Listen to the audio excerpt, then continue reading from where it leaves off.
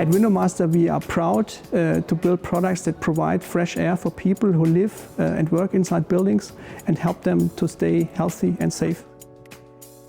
As Chief Operating Officer, I'm in charge of the WindowMaster supply chain.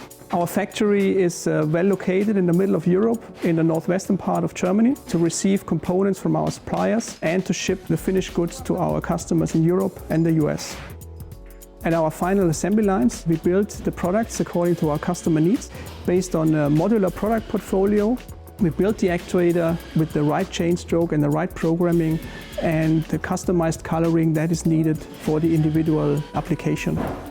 Every actuator undergoes trial run, and this is to make sure that over the whole lifetime the actuator can perform according to the specifications that we promise to our customers.